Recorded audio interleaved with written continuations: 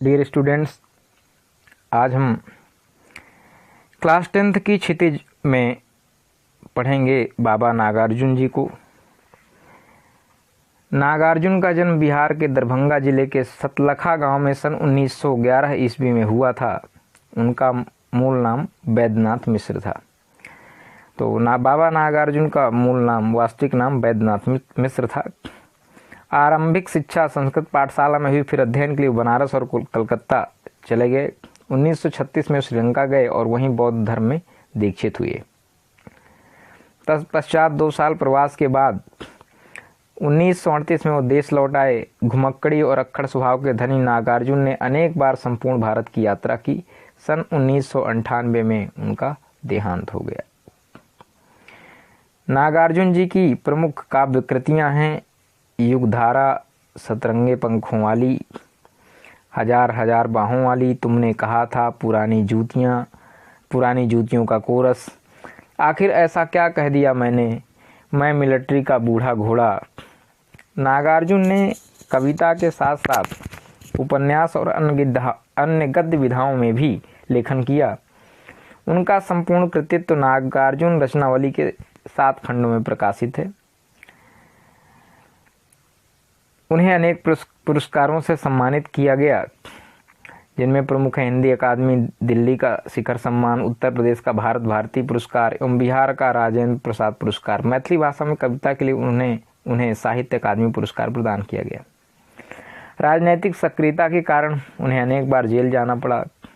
हिंदी और मैथिली में समान रूप से लेखन करने वाले नागार्जुन ने बांग्ला और संस्कृत में भी कविताएं लिखीं। मातृभाषा मैथिली में वे यात्री नाम से प्रतिष्ठित हैं। तो आपने बांग्ला में कविताएं लिखी, संस्कृत में लिखी, हिंदी में लिखी। इसके बाद राजनीतिक सक्रियता के कारण उन्हें कई बार जेल भी जाना पड़ा। वो राजनीति में हिस्सा लेते थे, जिस कारण से उन्हें कई बार जेल भी जाना पड़ा, जेल की यात्राएं भी करनी पड़ी। बांग्ला में वो कविताएं लिखते, संस्कृत में लिखते, मातृभाषा मैथिली में वे यात्री नाम से प्रतिष्ठित थे, यात्री नाम से कविताएं लिखते थे और फेमस थे। लोक जीवन से गहरा सरोकार रखने वाले नागार्जुन भ्रष्टाचार, राजनीतिक स्वार्थ और समाज की पतनशील स्थितियों के प्रति अपने साहित्य में विशेष सजग रहे। वे व्यंग्य में माहिर, इसीलिए उन्हें आधुनिक कबीर भी कहा जाता है। छायावादोत्तर दौर के वे ऐसे अकेले कवि हैं जिनकी कविता गांव की चौपालों और साहित्यिक दुनिया में समान रूप से लोकप्रिय रही। वे वास्तविक अर्थों में जनकवि हैं। सामायिक बोध में गहराई से जुड़े नागार्जुन को आंदोलन धर्मी कविताओं को व्यापक लोकप्रियता मिली। नागार्जुन ने छंदों में काव्य रचना की और मुक्त छंद में भी। अब यहाँ पर हमारे पास एक कविता जो हमें इस हमारे पाठ्यपुस्तक में संकलित है, वो है यह दंतरित मुस्कान। यहाँ पर एक छोटे बच्चे की मनोहारी मुस्कान को देख करके कवि के मन में जो भाव उमड़ते हैं, उनको कविता में अनेक बिंबों के माध्यम से कवि ने यहाँ प्रकट किया है। इसके बाद जो हमारे किसान भाई बहन हैं, उन फसल विभिन्न प्रकार की होती हैं। भारत एक कृषि प्रधान देश है, तो फसल जब आती है, लहराती फसल आंखों के सामने, तो उसमें किन किन तत्वों का योगदान होता है, किसका श्रम मिला होता है, क्या क्या गुणधर्म होता है, वो सारी चीज़ें हमें पढ़ने को मिलेगी। कहना ना होगा कि यह कविता हमें उपभोक्ता संस्कृत के दौर में कृषि संस्कृत के निकट ले जाती है, तो हमें कृषि समाज से जोड़ती हुई कविता है। आइए पहली कविता पढ़ते हैं जो संकलित है पाठ में, यह दंतरित मुस्कान। तुम्हारी यह दंतरित मुस्कान मृतक में भी डाल देगी जान, धूल दूसर तुम्हारे ये गात, छोड़कर तालाब मेरी झोपड़ी में खिल रहे जलजात, परस पाकर तुम्हारा ही प्राण पिघल कर जल बन गया होगा कठिन पाषाण। तुम्हारी यह दंतरित मुस्कान, कवि कहता है बच्चे को, शिशु को संबोधित करते हुए कि तुम्हारी ये जो दंतरित मुस्कान है, दंतरित इसका अर्थ पहले बता देता हूँ क्योंकि ये शब्द बार बार आने वाला है। ऐसे बच्चे की मुस्कान, वो मुस्कान जिसमें बच्चे के दांत आगे के दिखने लगते हैं। अभी बच्चा न्यूबॉर्न बेबी अभी कुछ ही दिन का हुआ, कुछ ही महीनों का, तो जब बच्चे के दांत आने लगते हैं, तो जब उसके आगे के 2 दांत आते हैं तो जब बच्चा मुस्कुराता है तो उसके आगे के जो दो दांत दिखाई पड़ते हैं, तो उस समय जो बच्चे की मुस्कान होती है, उसी को यहाँ पर कवि ने लिखा है, तुम्हारी यह दंतरित मुस्कान। तो कवि कहता है तुम्हारी यह दंतरित मुस्कान, तुम्हारी ये जो दंतरित मुस्कान है, जब तुम मुस्कुराते हो तो ये दो दांत आगे निकल आते हैं, मृतक में भी डाल देगी जान। अर्थात निराश और उदास व्यक्ति में भी, मृतक यहाँ पर एक बिंब है, मरे हुए जैसे आदमी, जैसे आदमी मर जाता है तो कोई हरकत नहीं होती उसमें, उसमें कोई जान नहीं होती है, वो सजीव नहीं होता है। तो ऐसा कोई उदास व्यक्ति जो बहुत उदास हो, बहुत उसका मन दुखी हो, तो ऐसे उदास और नाखुश व्यक्ति के अंदर भी कवि कहता है कि तुम्हारी ये मुस्कान दंतरित जान डाल देती है, अर्थात उसे भी सजीव कर देती है, अर्थात उसे भी प्रसन्न चित्त कर देती है। वो भी तुम्हारी ये जो दंतरित मुस्कान है, मनहर मन को हरण कर लेने वाली दंतरित मुस्कान, उस उदास व्यक्ति में भी, उस नीरस व्यक्ति में भी प्राणों का संचार कर देती है, अर्थात उसमें भी खुशियाँ आ जाती हैं, वो भी प्रसन्न चित्त हो जाता है।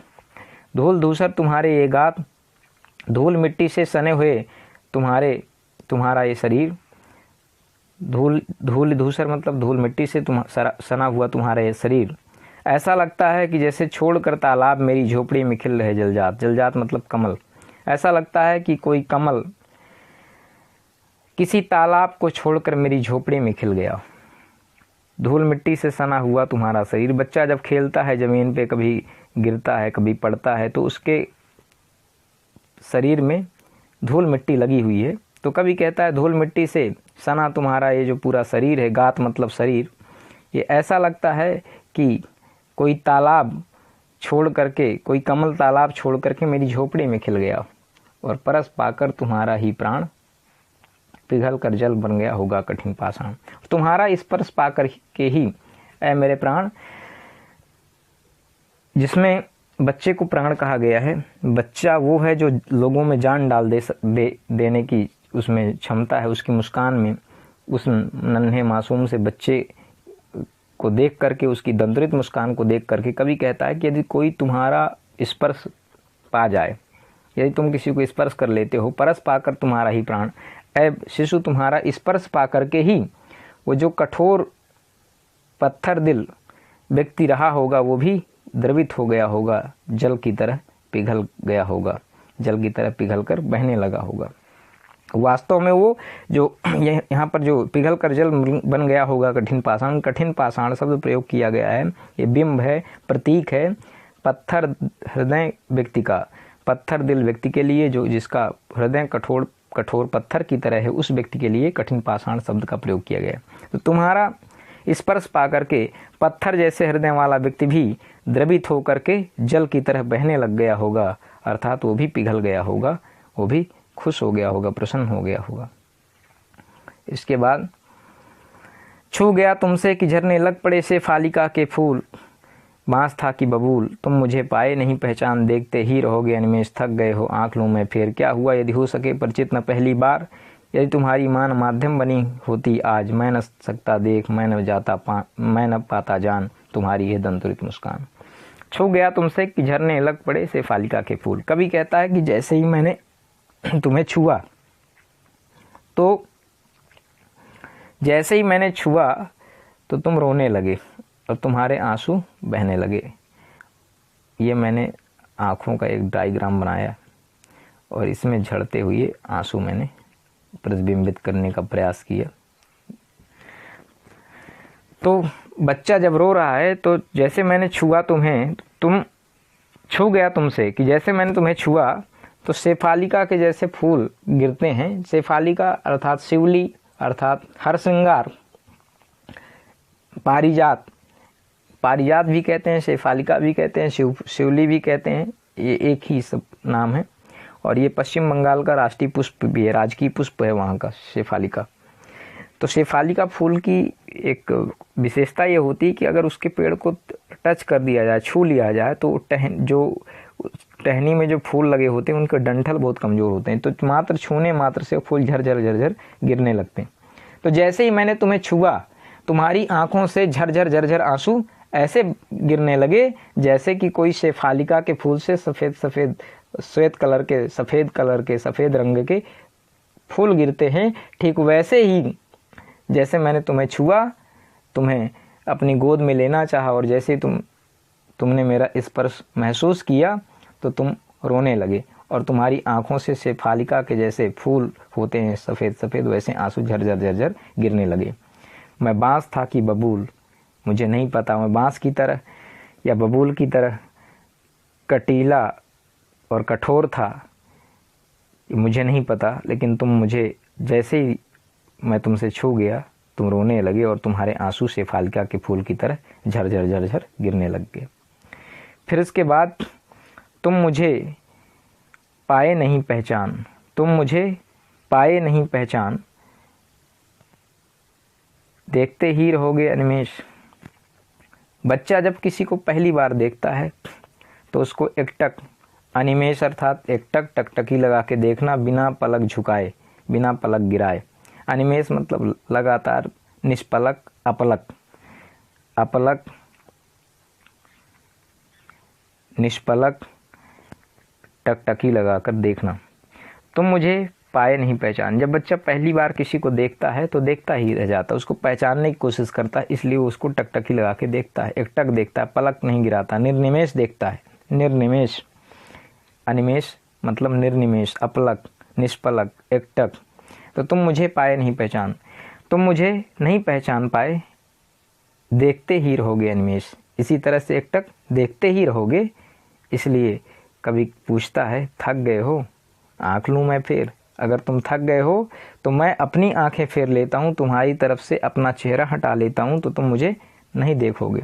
अदरवाइज अन्यथा बच्चा देखता ही रहेगा, वो उसकी आंखें एकटक देखने के कारण थक जाएंगी। तो तुम मुझे पाए नहीं पहचान, तुम मुझे नहीं पहचान पाए, इसलिए पहचानने की कोशिश करने के लिए तुम मुझे एकटक, निष्पलक, अपलक, निर्निमेष देख रहे हो, जिसके कारण तुम थक सकते हो, थक गए हो। आँख लूँ मैं फेर, क्या मैं अपनी आँख फेर लूँ? क्या हुआ यदि हो सके परिचित न पहली बार, क्या हुआ यदि हो सके परिचित न पहली बार। कोई बात नहीं यदि पहली बार के मिलन में हम एक दूसरे को नहीं जान पाए, नहीं पहचान पाए, तो कोई बात नहीं। क्या हुआ यदि हो सके परिचित न पहली बार। कोई बात नहीं यदि हम पहली बार की मुलाकात में, इस प्रथम मुलाकात में एक दूसरे को नहीं पहचान पाए, तो भविष्य में फिर पहचान जाएंगे। और यदि तुम्हारी माँ न माध्यम बनी होती आज, यदि तुम्हारी माँ न माध्यम बनी होती आज, मैं न सकता देख, मैं न पाता जान। यदि तुम्हारी माँ माध्यम न होती तुम्हें इस दुनिया में लाने के लिए, यदि तुम्हारी माँ माध्यम न बनी होती तुम्हारा इस दुनिया में तुम्हें जन्म देने के लिए, तो मैं न तुम्हें देख पाता, न मैं तुम्हें जान पाता, और न ही तुम्हारी यह दंतरित मुस्कान, मैं न जान पाता तुम्हारी यह दंतरित मुस्कान। यदि तुम्हारी माँ इस संसार में लाने का माध्यम न बनी होती तुम्हें, तो मैं तुम्हें न देख सकता, न मैं जान पाता तुम्हें, और तुम्हारी इस दंतरित मुस्कान को भी नहीं जान पाता।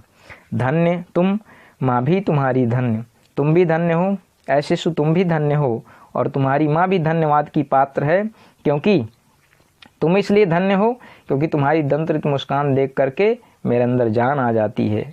और तुम्हारी माँ इसलिए धन्य है कि वही एक माध्यम है जिसके कारण तुम इस संसार में आए। चिर प्रवासी मैं इतर मैं अन्न, मैं तो हमेशा से चिर प्रवासी रहा हूँ। प्रवास में मतलब जो बाहर रहता है, घर से परदेश में रहता है, प्रवास में रहता है। चिर मतलब स्थायी रूप से हमेशा से बाहर रहने वाला, काफ़ी समय से। तो चिर प्रवासी मैं इतर मतलब अन्य, अलग, दूसरा, अन्य मतलब और। तो मैं तुम्हारे लिए कोई एक और व्यक्ति हूँ, अपरिचित व्यक्ति हूँ, हमेशा से बाहर रहने वाला एक ऐसा व्यक्ति हूँ जो हमेशा से बाहर रहता आया है। और तुम्हारे लिए मैं बिल्कुल इतर हूँ, बिल्कुल अलग हूँ, और मैं तुम्हारे लिए कोई और ही व्यक्ति हूँ।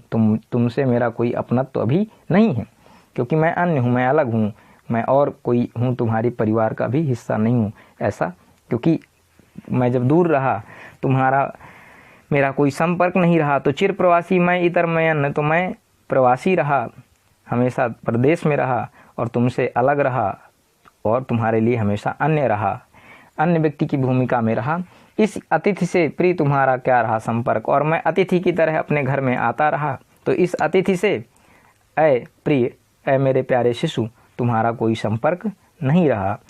उंगलियां माँ की कराती रही हैं मधुपर्क, उंगलियां माँ की कराती रही हैं मधुपर्क, देखते तुम इधर कनखी मार, और होती जब की आंखें चार, तब तुम्हारी दंतुरित मुस्कान मुझे लगती बड़ी ही शर्मियान। तुम्हारी माँ की उंगलियां तुम्हें मधुपर्क कराती रही हैं। बच्चों की एक आदत होती, बच्चे उंगलियों को, अंगूठे को मुंह में ले करके चूसने लगते हैं, और उनके सलाइबा और लार से वो उंगली भी लिपलिपी और चिपकने वाली जैसी हो जाती है। तो उंगलियां माँ की कराती रही हैं मधुपर्क, मधु मतलब मीठा।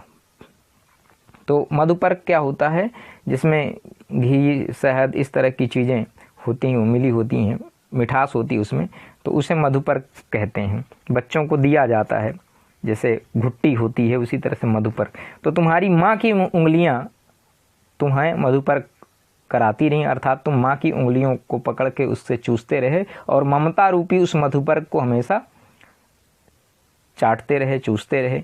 माँ की उंगलियों को पकड़ करके जब तुम मुंह में डालते हो तो उन उंगलियों से ममता रूपी जो मधुपर्क निकलता है, तुम उसका पान करते रहे। देखते तुम इधर कनखी मार, और जब तुम मेरी तरफ देखते तिरछी नज़र से, कनखी मार करके तिरछी नज़र से, तब जब तुम मेरी तरफ देखते, और होती जब की आंखें चार, और मेरी और तुम्हारी नज़रें जब मिल जाती, एक हो जाती, तब तुम्हारी दंतरित मुस्कान, तब तुम क्या करते, मुस्कुरा देते, और तुम्हारे जब दांत निकल आते मुस्कुराते समय, तो जब तुम्हारी दंतरित मुस्कान, जब तुम मुझे देख करके मुस्कुरा देते, तो तुम्हारी वह दंतरित मुस्कान मुझे लगती बड़ी ही छविवान, तो मुझे बहुत ही सुंदर लगती, बहुत ही प्यारी लगती। तो बच्चों, ये हो गया यह दंतरित मुस्कान, और इसमें पूरे में यह दंतरित मुस्कान में वात्सल्य रस है, और वत्सल इसका स्थायी भाव होगा। इसके बाद हम बात करते हैं फसल। तो फसल कविता, भारत एक कृषि प्रधान देश है, गांवों का देश है, और हमारी अर्थव्यवस्था का बहुत बड़ा हिस्सा भी है फसल। तो फसल वास्तव में क्या है, कैसे फसल आती है, इस लहलहाती फसल को पढ़ते हैं। तो एक के नहीं, दो के नहीं, एक के नहीं, दो के नहीं, ढेर सारी नदियों के पानी का जादू, एक के नहीं, दो के नहीं, लाख लाख कोटि कोटि हाथों के स्पर्श की गरिमा, एक की नहीं, दो की नहीं, हजार हजार खेतों की मिट्टी का गुणधर्म। फसल क्या है ये उन्होंने बताया कि एक के नहीं, दो के नहीं, ढेर सारी नदियों के पानी का जादू है। फसल की अगर डिफिनेशन देना हो, फसल को डिफाइन करना हो, तो फसल क्या है, फसल एक के नहीं, दो के नहीं, ढेर सारी नदियों के पानी का जादू है। बहुत सारी जब नदियाँ प्रवाहित होती हैं, और छोटी छोटी नदियाँ बड़ी नदियों में मिलती हैं, छोटे नाले नदी पहले छोटी नदियों में मिलते हैं, फिर छोटी नदियाँ किसी और बड़ी नदी में मिलते हैं, और फिर कोई वो बड़ी नदियाँ फिर किसी महानदी में मिलती हैं। इस प्रकार से कई सारी नदियों का पानी जब मिश्रित हो जाता है, मिल के आता है, और जब हमारे किसान भाइयों के खेतों में पहुँचता है, तो अब उसमें ये पहचानना मुश्किल हो जाएगा, ये नहीं कठिन कार्य है, या यूँ कह लें वो नामुमकिन सा है कि हम ये कह दें कि हमारे खेत में जो फसल है उसमें इस नदी का पर्टिकुलर एक स्पेसिफिक नदी का पानी है। नहीं, उसमें बहुत सारी नदियों का, छोटी छोटी तमाम नदियों का, नालों का, विभिन्न नदियों का पानी आकर के मिलता है। तो एक दो के नहीं, कई ढेर सारी नदियों का, हजारों हजार नदियों के पानी का जादू है, जिसे नदियों ने बड़े प्रेम से सींच करके उनको बड़ा किया है। एक के नहीं, दो के नहीं, ढेर सारी नदियों का पानी का जादू है। तो ये जैसे जादू होता है, जादूगर जादू दिखाते हैं, अचानक से कोई चीज़ हो जाती है, तो ये नदियों के पानी का जादू है। नदियों ने जो जादू दिखाया, नदियों के पानी ने जादू दिखाया, उनका ये गुण है कि उन्होंने फसलों, लहलाती हुई फसलों को जन्म दिया। तो एक के नहीं, दो के नहीं, लाख लाख कोटि कोटि हाथों के स्पर्श की गरिमा है। फसल क्या है, एक दो नहीं, हजारों हजार, लाख लाख, करोड़ करोड़ हाथों के स्पर्श की, उनके छूने की, उनके श्रम करने की गरिमा है फसल। फसल किसान पहले फसल के लिए पहले खेत जोतता है, जोतने वाला कोई और व्यक्ति होता है, फिर उसकी सिंचाई होती है, बहुत सारी पूरी प्रक्रिया होती है, फिर बीज डाले जाते हैं, फिर फसलों को पानी दिया जाता है बार बार, फिर उनकी कटाई, निकाई, गुड़ाई होती है और फिर मड़ाई होती है। तो इस और फिर जाके वो जो अनाज होता है, तो उसमें इस पूरी प्रक्रिया में हजारों लाखों हाथ शामिल होते हैं, श्रम करते हैं बहुत सारे लोग, हजारों लाखों लोग। तो उनके हाथों के स्पर्श की, अर्थात उनके हाथों के द्वारा किए गए जो श्रम है, उसकी गरिमा है ये फसल, उसकी गरिमा है ये फसल। और एक के नहीं, दो के नहीं, हजार हजार खेतों की मिट्टी का गुणधर्म है। और विभिन्न प्रकार की फसलें आती हैं, तो ये किसी एक मिट्टी में का नहीं, ये हजार हजार खेतों की मिट्टी का गुणधर्म है। कोई लाल मिट्टी, कोई काली मिट्टी, कोई दोमट मिट्टी, कोई बलुई मिट्टी। तो विभिन्न प्रकार की मिट्टियों का जो गुणधर्म है, जो उनका तत्व है, उसका परिणाम है फसलें, उसका परिणाम है ये फसलें। फसल क्या है और तो कुछ नहीं, वह फसल क्या है और तो कुछ नहीं है, वह नदियों के पानी का जादू है, वह हाथों के स्पर्श की महिमा है। फसल क्या है, तो कवि ने उसको कंक्लूजन दिया है कि फसल और तो कुछ नहीं है, वह विभिन्न प्रकार की, विभिन्न हजारों नदियों की, कोटि सह नदियों के पानी का जादू है। वो जो परिणाम स्वरूप हमें फसलें दिखाई देती हैं, वो नदियों के पानी का जादू हैं। हाथों के विभिन्न मजदूर लगे होते हैं, बहुत सारे मजदूरों के, किसानों के श्रम करने के कारण, उनके परिश्रम का परिणाम है, उनकी महिमा है फसलें। भूरी काली संदली मिट्टी का गुणधर्म है। भूरी मिट्टी कहीं मिलती है, कहीं काली मिट्टी मिलती है, कहीं संदल की जैसी, चंदन की जैसी लाल मिट्टी मिलती है। तो इनके गुणधर्म का परिणाम है फसलें। और फसल क्या है, रूपांतर है सूरज की किरणों का। और फसल क्या है, रूपांतर है सूरज की किरणों का, मतलब ट्रांसफार्म है, ट्रांसफार्मेशन है किसका, सूरज की किरणों का। सूरज की किरणें आती हैं, सूरज की किरणें, तो एक फोटोसिंथेसिस की क्रिया होती है जिसमें पेड़ पौधे अपना भोजन बनाते हैं। तो वो वास्तव में सूर्य की किरणों से जो ऊर्जा होती है, वो परिवर्तित होकर के फसल बन जाती, और कुछ नहीं। तो कवि कहता है रूपांतर है सूरज की किरणों का। अगर सूरज ना हो तो मुझे नहीं लगता है कि इस दुनिया की कोई कल्पना कर सकता है, क्योंकि अगर सूर्य नहीं होगा तो पेड़ पौधे अपना भोजन नहीं बना पाएंगे, पेड़ पौधे सूख जाएंगे। जब पेड़ पौधे नहीं होंगे तो ऑक्सीजन नहीं होगा, ऑक्सीजन नहीं होंगे तो हम नहीं होंगे, कुछ भी नहीं होगा। तो रूपांतर है सूरज की किरणों का, सिमटा हुआ संकोच है हवा की थिरकन का। और जब हवा बहती है मध्यम मध्यम सिमटी सी तो कवि कहता है कि हवा का थिरकन है। फसल को पकाने की जो प्रक्रिया होती है, उसमें हवा का भी महत्वपूर्ण योगदान होता है। तो यहाँ पर कवि कहता है ये सिमटा हुआ संकोच है हवा की थिरकन का। और फसल क्या है, और फसल है ही क्या, फसल क्या है, फसल कुछ नहीं है, नदियों के पानी का जादू। उसमें विभिन्न प्रकार के गुणधर्म हैं, विभिन्न प्रकार की, कई अलग अलग डिफरेंट जगहों से, कोई उत्तर से आ रही है, कोई पूर्व से आ रही है, कोई हिमालय से निकल के आ रही है, कोई कहीं से आ रही। विभिन्न नदियों का पानी जब एक में मिल करके अपने साथ विभिन्न प्रकार की मिट्टी और अवसाद बहा के लाती हैं, तो वो मिट्टी जो नदियाँ पानी लेके आती हैं, उन नदियों के पानी का ये जादू है फसल, उसका परिणाम है फसल। जो श्रमजीवी मजदूर और किसान हैं, जो कठिन परिश्रम करते हैं दिन रात, उनके परिश्रम के, उनके स्पर्श की महिमा है ये जो है फसल, ये उसका परिणाम है फसल। भूरी काली संदली, भूरी मिट्टी, काली मिट्टी, लाल मिट्टी, संदली मिट्टी आदि का गुण धर्म है, उनके गुण और तत्व जो उनके अंदर विद्यमान है। किसी में नाइट्रोजन ज़्यादा है, किसी में फास्फोरस है, किसी में कुछ है, किसी में कुछ है। तो ये सारी चीज़ें, ये गुणधर्म मतलब ये, ठीक, इनकी बात की गई। तो भूरी काली संदली मिट्टी का गुणधर्म है फसल। और फसल क्या है, रूपांतर है सूरज की किरणों का। सूर्य की जो किरणें हैं, जो सूर्य की एनर्जी है, जो ऊर्जा है, उसका रूपांतर है फसल, उसका परिवर्तित रूप है फसल। सिमटा हुआ संकोच है हवा की थिरकन का। और थिरकती हुई हवा का, मध्यम मध्यम चलती हुई, कभी तेज चलती हुई जो हवाएं चलती हैं, कभी पछुआ हवाएं चलती हैं, कहीं पूर्वा हवाएं चलती हैं। तो इस तरह की हवाओं की थिरकन का संकोच है जो धीरे धीरे चलती हैं, यही फसल है। और फसल कुछ नहीं है। तो प्यारे बच्चों, ये हमारा चैप्टर कंप्लीट हुआ। नागार्जुन जी का, जिसमें हमने फसल कविता पढ़ी और यह तुम्हारी है दंतरित मुस्कान, ये हमने 2 कविताएं पढ़ी। तो आशा करता हूँ आपको वीडियो पसंद आया होगा, और अगर कहीं पर कोई समस्या हो, कोई चीज़, कोई डाउट हो, if you want to ask anything, please comment box में कमेंट ज़रूर कर दें। साथ ही चैनल्स को सब्सक्राइब करना ना भूलें। आपके राइट हैंड साइड एक बेल आइकन बना होगा, उसको प्रेस कर दें।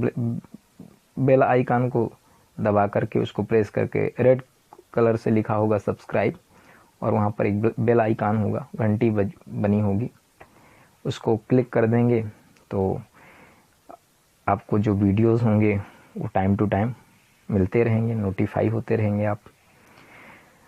सो थैंक यू सो मच। आशा करता हूँ, उम्मीद करता हूँ कि ये रिलेवेंट एक्सप्लेनेशन रहा होगा आपके लिए। चलिए, thank you so much, thanks for watching. आज का सेशन यहीं ख़त्म करते हैं। Thank you.